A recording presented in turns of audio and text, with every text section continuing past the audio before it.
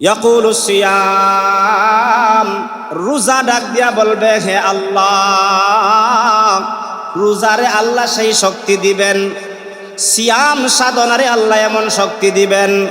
সিয়াম সাধনা ডাক দিয়া বলবে, ইয়াকুলু সিয়াম আই রব্বি, হে আমাদের রব, ও আমার পালন কর্তা, ও আমার আল্লাহ, মানাতুহু তাআম ওয়াশ-শাহাওয়াতি বিন-নাহার। আল্লাহ আপনার মায়ের বান্দাটা মানাতুহু তাআম, খাবার থেকে বিরত ছিল, বৈধ স্ত্রী সঙ্গম থেকে বিরত ছিল। বৈধ স্ত্রীর সাথে ইচ্ছা করলে মনে যা চায় তা করতে পারত, কিন্তু আল্লাহ আপনার বান্দা আপনার বয়ে বৈধ স্ত্রী থেকেও দূরে ছিল, একমাত্র আপনার বয়ে। ও আল্লাহ, ফাশাফানি ফি, আমার সুপারিশ আপনি কবুল করুন।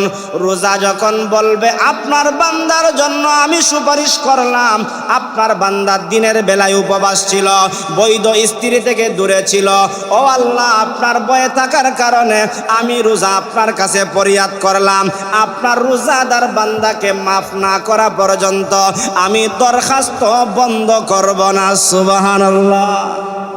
2 নম্বরে কি বলেছিলাম? ওয়াল কোরআন, কোরআন সুপারিশ করবে।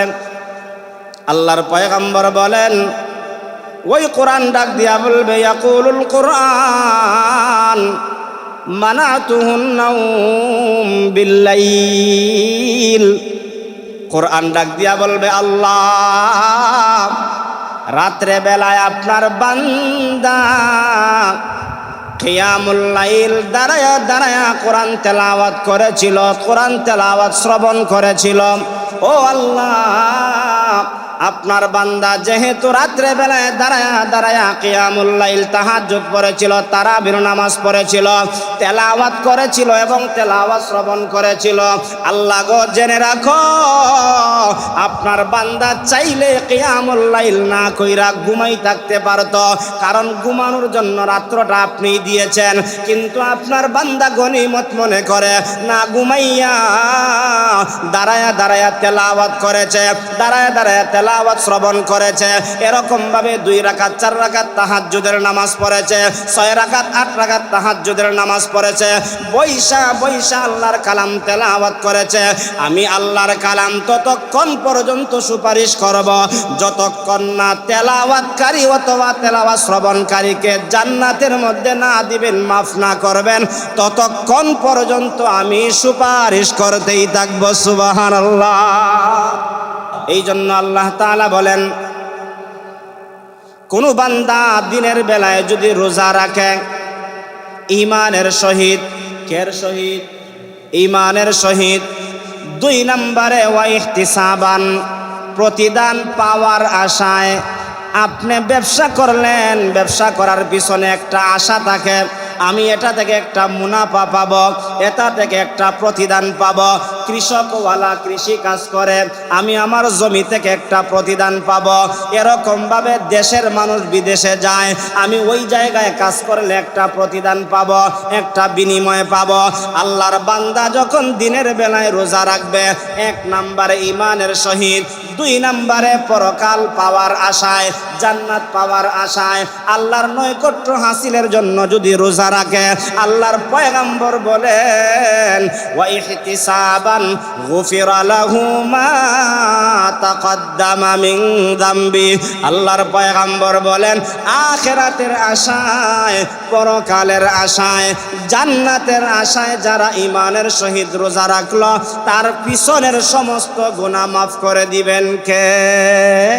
আল্লাহ মাফ করে। আমাকে আপনাকে রোজার দ্বারা যদি আখিরাতে জান্নাতে যেতে হয়, আমার গুনাহ মাফ করাইতে হয়, শর্ত হলো কয়টা? 2টা। 1 নম্বর হলো ঈমান থাকতে হবে। কি থাকতে হবে? ঈমান থাকতে হবে। কোনো বেদিন বেঈমানের উপরে রোজা ফরজ না। 2 নম্বরে আমি যে রোজা রাখবো, আমার রোজার প্রতিদান হিসাবে আমার দৃঢ় বিশ্বাস থাকতে হবে, রোজার প্রতিদান দিবেন কে? কেউ যদি আমি রোজা রাখছি সব পাইমনি না পাইতাম না, পাইমনি না পাইতাম না, এমন সন্দেহ কেউ ভিতরে থাকলে পরে এটা তো আল্লাহ এমনি দিতা নাই। আমি যে রোজা রাখবো আমার দৃঢ় ইয়াকিন থাকতে হবে রোজার প্রতিদান দিবেন আল্লাহ, এমন বিশ্বাসটা আমার অন্তরে থাকতে হবে, আপনার অন্তরে থাকতে হবে। 2 নম্বর কথা হলো আমি রোজা রাইকে আমি এটা বিশ্বাস করব যে আল্লাহ যেহেতু বলেছেন রোজার প্রতিদান আল্লাহ দিবেন, জান্নাত আমাকে দিবেন, অতএব আমার দৃঢ় বিশ্বাস আমি রোজার প্রতিদান হিসাবে জান্নাতের মধ্যে দাখিল হতে পারবো। এইটা মনোভাব নিয়ে যারা রোজা রাখবে, আর আমার মনে হয় তারা তো এই মনোভাব নিয়েই রোজা রাখে, না হয়তো ইচ্ছা করলে সে দিনের বেলায় খাবার খেতে পারত। জানেন, যদি আপনি এই 2টা শর্ত অনুযায়ী রোজা রাখতে পারেন, আপনার রোজা আপনার জন্য সুপারিশ করবে। সুবহানাল্লাহ। আরো জোরে বলেন। এটা আমার কথা নয়, আল্লাহর পয়গম্বর হাদিসে বলেন আসিয়ামু ওয়াল কোরআন ইয়াশফাআনে লিল আবদি ইয়াউমাল কিয়ামা। কিয়ামতের দিন 2টা বস্তু, 2টা জিনিস আল্লাহর দরবারে সুপারিশ করবে। 1 নাম্বার হলো আসিয়াম, রোজা আমার আপনার জন্য সুপারিশ করবে আল্লাহর দরবারে। 2 নম্বরে হলো ওয়াল কোরআন, কোরআন আমার আপনার জন্য আল্লাহর দরবারে সুপারিশ করবে। ইয়াশফাআনে লিল আবদি ইয়াউমাল কিয়ামা, কিয়ামতের দিন রোজাদারের জন্য আল্লাহর দরবারে রোজা ফরিয়াদ করবে, দরখাস্ত করবে। আর 2 নম্বরে কোরআন করবে। রোজা কেমনে করবে আল্লাহর দরবারে ফরিয়াদ, আর কোরআন কেমনে করবে আল্লাহর দরবারে ফরিয়াদ মাফ করার জন্য? হাদিসের মধ্যে বলা হয় ইয়াকুলুস সিয়াম, রোজা ডাক দিয়া বলবে হে আল্লাহ, রোজারে আল্লাহ সেই শক্তি দিবেন, সিয়াম সাধনারে আল্লাহ এমন শক্তি দিবেন।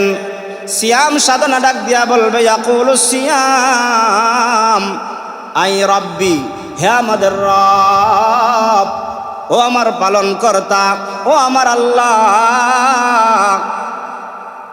মানাতুহু তাআম ওয়াস শাহাওয়াতি বিন নাহার। আল্লাহ আপনার মায়ের বান্দাটা মানাতুহু তাআম, খাবার থেকে বিরত ছিল। 1 মাস কি ছিল? খাবার থেকে বিরত ছিল। কি থেকে বিরত ছিল?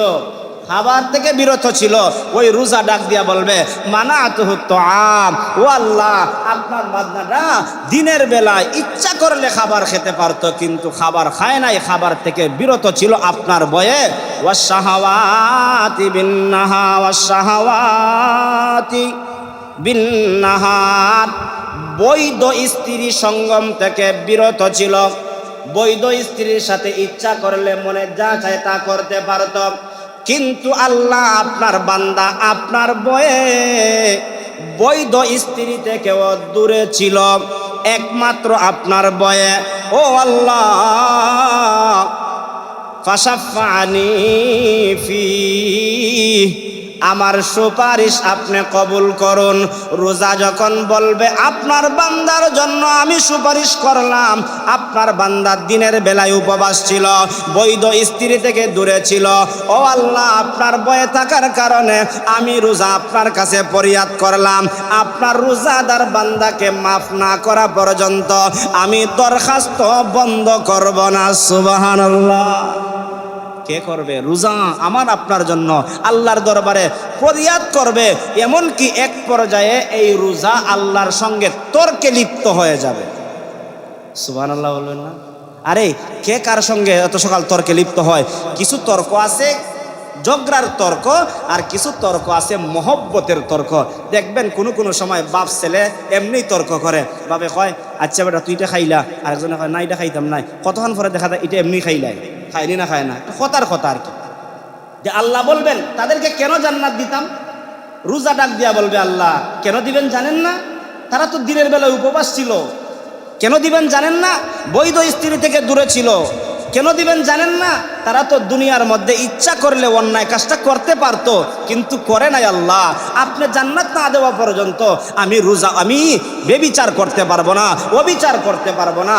আমি আপনার দরবারে সুপারিশ করতেই থাকবো, করতেই থাকবো, করতেই থাকবো। সন্তান বলে, বাবা টাকা না দিলে আমি খুঁজতেই থাকবো, আপনার কাছে খুঁজতেই থাকবো, যতক্ষণ না আমাকে 20 টাকা না দিবেন, যতক্ষণ না 50 টাকা আমাকে না দিবেন, আমি আপনার কাছে খুঁজতেই থাকবো। খুঁজতে খুঁজতে কান্না করতে থাকে সন্তান।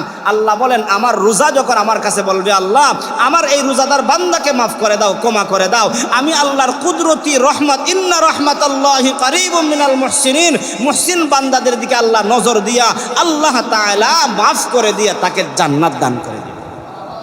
ও দোস্ত, এজন্য আমরা কি গ্যাস্ট্রিক দেখাইয়া, আলসার দেখাইয়া আর দুনিয়ার ডাক্তারের অজুহাত দেখাইয়া রোজা ভাঙতে পারি?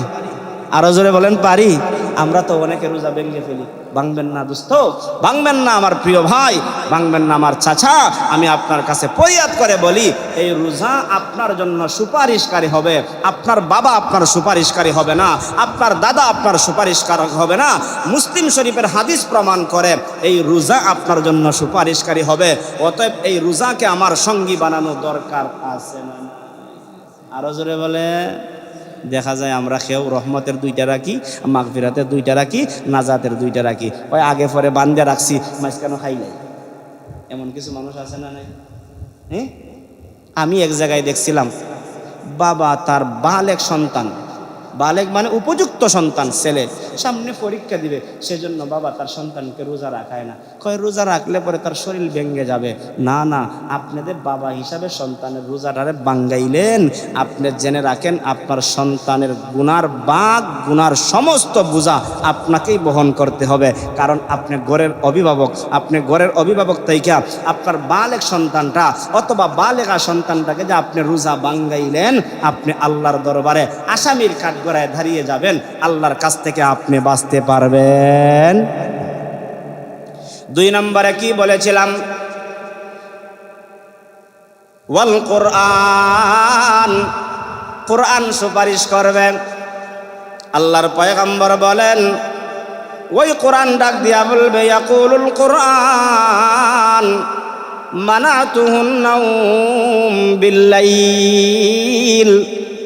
কোরআন ডাক দিয়া বলবে, আল্লাহ রাত্রে বেলায় আপনার বান্দা কিয়ামুল লাইল দাঁড়ায়া দাঁড়ায়া কোরআন তেলাওয়াত করেছিল, কোরআন তেলাওয়াত শ্রবণ করেছিল।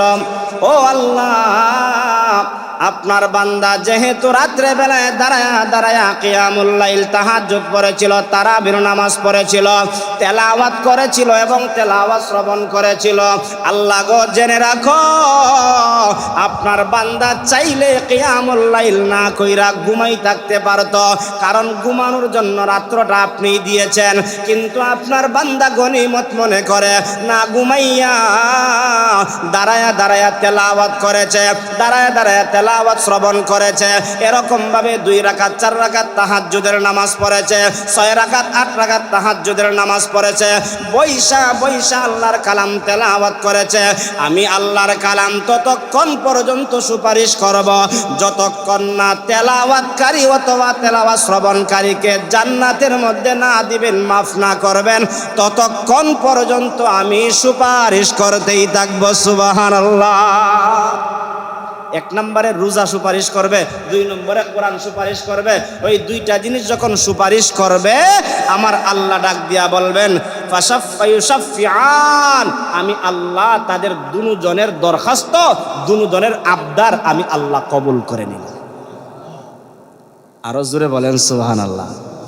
কেন কেন কেন? রোজা, যেই রোজায় কোনোদিন অন্যায় করে নাই, এই রোজারে যদি পবিত্র রাখতে পারি, যেই কোরআন কোনো অন্যায় করে নাই, ওই কোরআনকে যদি অটল অবিচল রাখতে পারি, রাত্রেবেলায় কোরআন তেলাওয়াতের মাধ্যমে আল্লাহকে সন্তুষ্টি করব, দিনের বেলায় সিয়াম সাধনা করে রোজা রাইকে আমরা আল্লাহকে খুশি করব। যদি করতে পারি, এই সিয়াম আমার জন্য সুপারিশ করবে। রাত্রেবেলায় যদি তেলাওয়াতের মাধ্যমে সময় কাটাইতে পারি, ওই কোরআন তেলাওয়াত আমার জন্য সুপারিশ করবে। একদিন আপনি থাকবেন না, একদিন আমি থাকব থাকবো না, কেউ থাকবো না, সবাই যখন আখিরাতে চলে যাব, আল্লাহর পয়গাম্বর যে বললেন 5টা পুরস্কার দিবেন, 5 নম্বরে যেই পুরস্কার, আল্লাহ রমজানের শেষ ভাগে আল্লাহ বান্দাকে ক্ষমা করবেন, প্রতিদান দিবেন। প্রতিদানটা কি? আল্লাহর হাবিব মুহাম্মদ সাল্লাল্লাহু আলাইহি ওয়াসাল্লাম বলেন, আস-সাওমু লি ওয়া আনা উজজা বি, রোজা আমার জন্য, আর রোজার প্রতিদান আমি আল্লাহ নিজ কুদরতি হাত দ্বারা আমার বান্দাকে দান করে দিব। তাহলে যদি আল্লাহর কাছ থেকে সেটার প্রতিদান পেতে চাই, তাহলে পূর্ণ 1 মাস আল্লাহ সন্তুষ্টির জন্য রোজা রাখা দরকার আছে না নাই? আমরা 30টা বলবো না, 1 মাস বলবো। আমরা কয়দিন রোজা রাখবো? পূর্ণ 1 মাস। কারণ 30ও হতে পারে, 29ও হতে পারে, কিন্তু আমার রোজাটা হবে 1 মাস। আল্লাহ যতদিন আমাদের জন্য দিয়েছেন, ইয়া আইয়ুহাল্লাযীনা আমানু বলে ঈমানদার বলে আল্লাহ ডাক দিয়েছেন, আর বলেছেন কুতিবা আলাইকুমুস সিয়াম কামা কুতিবা আলাল্লাযীনা মিন ক্বাবলিকুম লাআল্লাকুম তাত্তাকুন। হে ঈমানদারগণ, আমি আল্লাহ তোমাদের উপরে রোজা ফরজ করেছি, যেমন ফরজ করেছিলাম তোমাদের পূর্ববর্তীদের উপরে, যাতে করে তোমরা মুত্তাকি হতে পারো।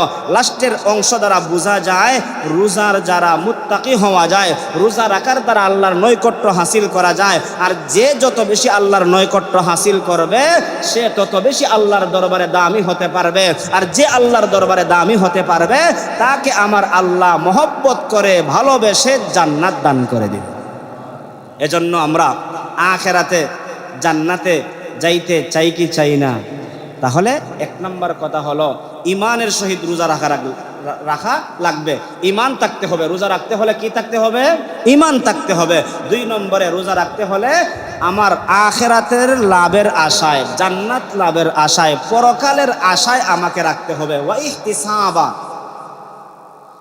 আমার পরকালের আশায় আমাকে রাখতে হবে যে আমি এই রোজার দ্বারা পরকালে কি পাবো? প্রতিদান পাবো। এমন নিয়ত, এমন ইচ্ছা, এমন মনোভাব মুমিনের ভিতরে থাকতে হবে। আর আল্লাহর পয়গম্বর বলেন, মুমিন যখন এরকম ভাবে ইচ্ছা রাইখা রাখবে, গুফিরা লাহু মা তাকাদ্দামা মিন যামবি, আল্লাহর পয়গম্বর বলেন আল্লাহ তার পিছনের সমস্ত গুনাহ মাফ করে দিবেন। এজন্য আমি যদি রোজা রাইখা মারা যাইতে পারি, আমার গুনাহ, আপনার গুনাহ মাফ করবেন কে? এজন্য রোজা রাইখা মরলে পরে এর চাইতে ভাগ্যবান আর কেউ হতে পারে না, এর চাইতে ভাগ্যবান হতে পারে না। সার সংক্ষেপে 1 মিনিটের ভিতরে পিছনের সমস্ত কথা বলে ফেলি, যেহেতু আমরা অনেকে লেটে আসছি। যে আল্লাহর পয়গাম্বর এই মিম্বরের মধ্যে মদিনায় যখন প্রথম সিঁড়িতে পা রাখলেন বললেন আমিন, দ্বিতীয় সিঁড়িতে পা রাখলেন বললেন আমিন, তৃতীয় সিঁড়িতে পা রাখলেন বললেন আমিন, প্রথম সিঁড়িতে পা রাখলেন আমিন বললেন। সাহাবায়ে কেরাম প্রশ্ন করলেন, ইয়া রাসূলুল্লাহ, আপনি তো ইতিপূর্বে কোনোদিন সিঁড়িতে পা রাইখা, মিম্বরের সিঁড়িতে পা রাইখা আমিন বলেন নাই, আজকে আমিন বলার পিছনে কারণ কি? আল্লাহর পয়গাম্বর বলেন, জিবরিল আমিন আমার কানে কানে আইসা বলতেছেন, ইয়া রাসূলুল্লাহ, যারা রমজান পাইল গুনাহ মাফ করাইতে পারলো না, সে ধ্বংস হোক। আমি জিবরিল আমিনের সাথে কথার সাথে অক্ষমত হয়ে আমিও বললাম আমিন। আল্লাহর পয়গম্বর আমাদেরকে মহব্বত করেন, ওই নবী কেন ধ্বংসের কথা বললেন? কারণ বুঝাইলেন, হরে হতভাগা, হরে কপাল পোড়া, হরে নাফরমান, রমজান পাইলি গুনাহ মাফ করাইতে পারলে না, তোর মতন হতভাগার হতে পারে না, তোর জন্য ধ্বংস অনিবার্য, তোর জন্য ধ্বংস অনিবার্য। আল্লাহর পয়গম্বর বলেছেন, ফেরেশতাদের সরদার জিবরিল আমিন বলেছেন, অতএব ধ্বংস থেকে যদি আমাকে আপনাকে বাঁচতেই হয়, তাহলে অবশ্যই এই রমজানে আল্লাহর কাছে আল্লাহর বিধান পালন কইরা, তাওবার মতন তাওবা কইরা গুনাহ মাফ করানো দরকার আছে না নাই? তাহলে গুনাহ মাফ করাইতে হবে। আর গুনাহ মাফ করাইতে পারলে হতভাগা না, গুনাহ মাফ করাইতে পারলে দুর্ভাগা না, গুনাহ মাফ করাইতে পারলে আল্লাহর কাছে আপনি দামি হয়ে যাবেন। আর দামি ব্যক্তিদের মর্যাদা সবচাইতে নিচে না উঁচু। এজন্য উঁচু জান্নাত আমরা পেতে চাই কি চাই না? আল্লাহ তাআলা যেন বলনে ওয়ালা আমাকে রমজানুল করিমের সারাদিনের সিয়াম সাধনা এবং রাত্রেবেলার কিয়ামুল লাইল পূর্ণ 1 মাস আল্লাহ তাআলা যেন পালন করার তৌফিক দান করেন। সবাই দিল থেকে আওয়াজ দিয়া বলি আমিন।